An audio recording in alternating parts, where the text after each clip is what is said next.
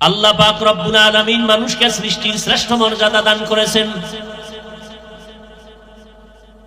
আল্লাহ বলবেন, সন্তান তোমার ভুলের বিচার হবে। সন্তান বলবে, বিচার আমার যদি করেন তো একটু আমার আবদার আছে। কি আবদার? আমার যেই শাস্তি দিবা তার ডবল শাস্তি আমার মা বাবাকে দিতে হবে। রব্বানা আতিহিম যিফাইনি মিনাল আযাব ওয়ালআনহুম লা'নান কাবীরা। আমাকে শাস্তি যা দেও তার ডবল শাস্তি আমার মা বাবাকে দিও। এই জন্য আল্লাহ কোরআনে বলেন, ইয়া আইয়ুহাল্লাযীনা আমানু কু আনফুসাকুম ওয়া আহলিকুম নারা। ও মুমিনেরা, জাহান্নামের আগুন থেকে প্রথমে নিজেকে বাঁচাও, দ্বিতীয়ত তোমার আহালকে বাঁচাও। বহু আল্লাহর বান্দারা চূড়ান্ত নেক আমল। দয়াময় রহমান, দয়াময় আল্লাহ, আল্লামাল কোরআন, যিনি কোরআন শিক্ষা দিয়েছেন। খালাকাল ইনসান, রহমান হলেন তিনি, দয়াময় আল্লাহ হলেন তিনি, যিনি মানুষ সৃষ্টি করেছেন। আল্লামাহুল বায়ান, রহমান হলেন তিনি, যিনি বয়ান শিক্ষা দিয়েছেন। নবীজি বলেন, খায়রুকুম মান তাআল্লামাল কুরআনা ওয়া আল্লামা। পৃথিবীর মধ্যে তারাই শ্রেষ্ঠ যারা কোরআন শিখে অন্যদের শিক্ষা প্রদান করে।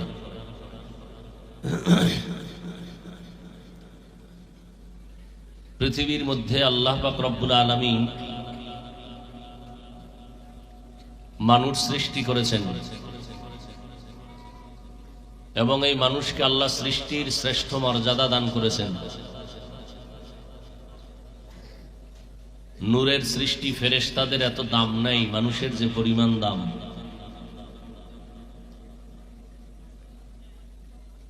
এই মানুষ যেন তার সৃষ্টির শ্রেষ্ঠ মর্যাদা ধরে রাখতে পারে এবং এই মর্যাদা সে দুনিয়াতেও উপলব্ধি করে বিনা হিসাবে জান্নাত পায়, সেই জন্য আল্লাহ দুটো ব্যবস্থা দিয়েছেন। ওই দুই ব্যবস্থার কোনো একটা যদি কেউ ধরে রাখে আর একটা ছেড়ে দেয়, তাহলে সে শ্রেষ্ঠত্বের মর্যাদা থেকে ছিটকে পড়ে যাবে, আর সম্মানের জায়গায় থাকবে না। আর ওই দুই ব্যবস্থা যদি ধরে রাখে, তার সম্মান ফেরেশতা নয়, সমস্ত মাখলুকাতের উপরে উঠে যাবে। দুই ব্যবস্থার এক ব্যবস্থার নাম রিজালুল্লাহ, আর এক ব্যবস্থার নাম কিতাবুল্লাহ। আল্লাহ পাকের সিলেকশন করা, নির্দিষ্ট করা আল্লাহর ব্যক্তি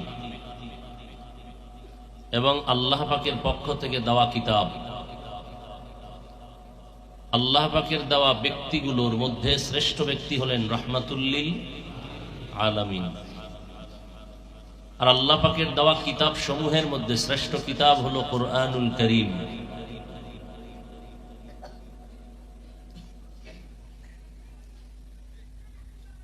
কোরআন অবতীর্ণ করেছেন আমার আল্লাহ, এমন এক দামি কিতাব যার কোনো তুলনা নেই। যিনি দিয়েছেন তিনি আল্লাহ। কেমন আল্লাহ? যার কোনো তুলনা নাই। যার কাছে দিয়েছেন তিনি রাহমাতুল-লিল আলামিন। কেমন তিনি? যার কোনো তুলনা নাই।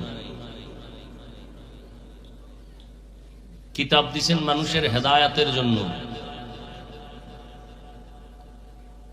মানুষ এই কিতাবের অনুসরণে জান্নাতের পথ খুঁজে পাবে।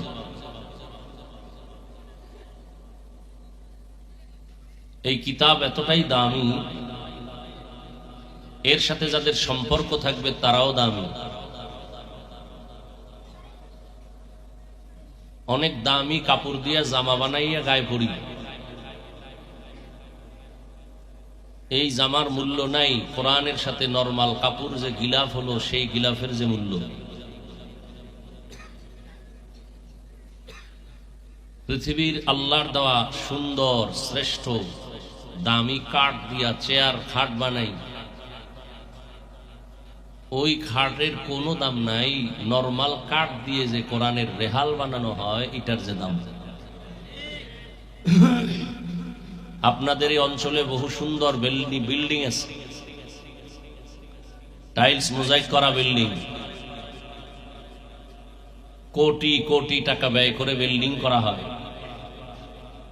পুরা বিল্ডিং এর এক বিন্দু মাত্র মূল্য নাই কোরআনওয়ালা ঘরের যেই মূল্য।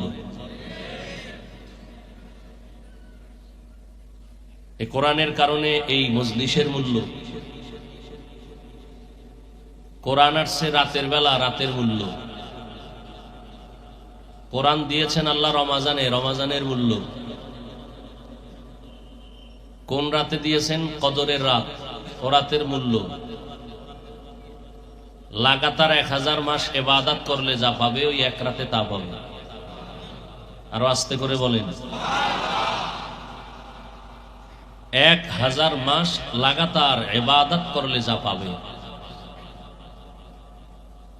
এক রাতের ইবাদতে তার সেই পরিমাণ না, আরো বেশি পাবে। খায়রুম মিন আলফি শাহর, বেশি।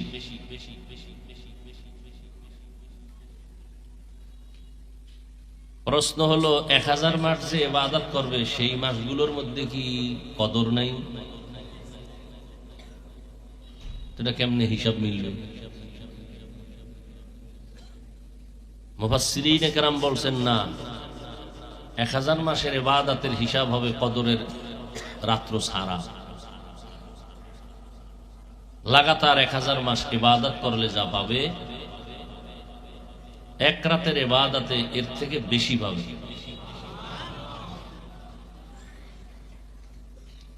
এখানে মুফাসসিরিনে কেরাম আরো একটা নকতা বের করেছেন, পয়েন্ট।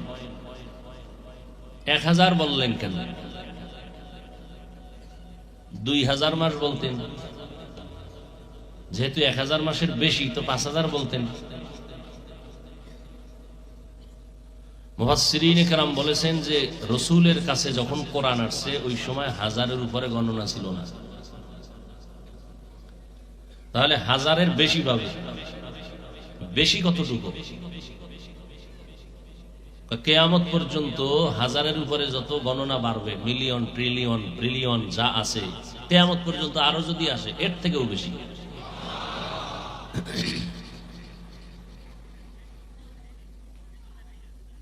এত বরকতের বয়ান শুনলেন কদরের রাতের,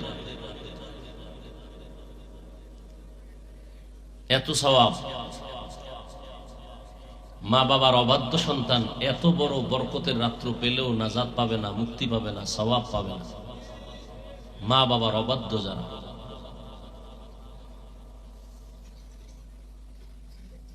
আল্লাহ হেদায়াত দান করুন। মোবাইল আজকে আমাদেরকে বেপরোয়া বানায় দিছে। মোবাইল আমাদেরকে চরিত্রহীন বানায় দিতেছে। মোবাইল আমাদেরকে অমানুষের দিকে ঠেলে দিচ্ছে।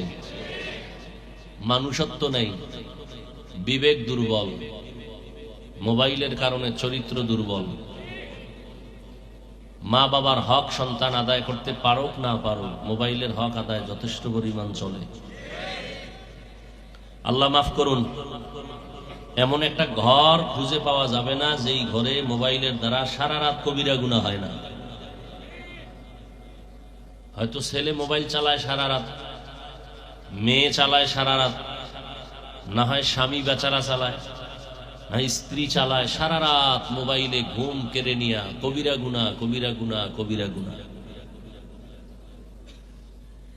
এই যে বাচ্চাদের হাতে মোবাইল দেখা যায়, অবশ্যই তো মা না হয় বাবা এই বাচ্চার হাতে মোবাইল দিছে। সন্তানকে ছুরিবিহীন জবাই করার একটা রাস্তা খুলে দিছে মা বাবা। এই জন্য হাদিস শরীফে আছে, সন্তান আসে ইমানের আলো নিয়ে, মা বাবা সন্তানকে নষ্ট বানায়। যে কারণে কিয়ামতের দিন প্রত্যেক সন্তান মা বাবার বিরুদ্ধে আল্লাহর আদালতে মামলা পেশ করবে, আল্লাহ আমার কোনো দোষ নাই, মা বাবার দোষ। قال النبي صلى الله عليه وآله وسلم ما من مولود إلا يولد على الفطرة فأبواه يهودانه أو ينصرانه আও ইউমাজ্জিসানিহি ইলা আখিরিল হাদিসি আও কামা ক্বালা an-নবী আলাইহিস সালাতু ওয়াস সালাম।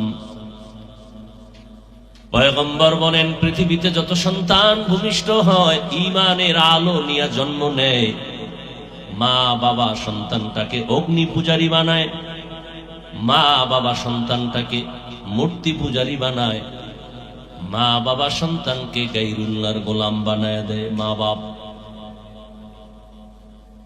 বাচ্চা কাঁদতেছে, কান্না বন্ধ করার জন্য বাজারে গিয়ে পুতুল কিনে নিছে। পুতুল,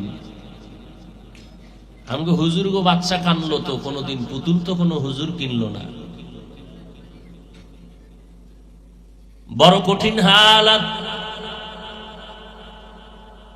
আপনাকে বলান, মা বাবার আহাল সন্তান, স্বামীর আহাল স্ত্রী, শিক্ষকদের আহাল ছাত্র, ইমামদের আহাল মুসল্লি। জাহান্নাম থেকে নিজেকে বাঁচাও, তোমার আহালকে বাঁচাও। আল্লাহ বলেন, তোমাদের এত মর্যাদা আমি দিলাম, এই মর্যাদা ফেরেশতাকেও দেই নাই, জিনেরও দেই নাই। তোমরা এতটাই দামি, যে কারণে গোটা পৃথিবীর সব মাখলুকত তোমাদের গোলামি করে।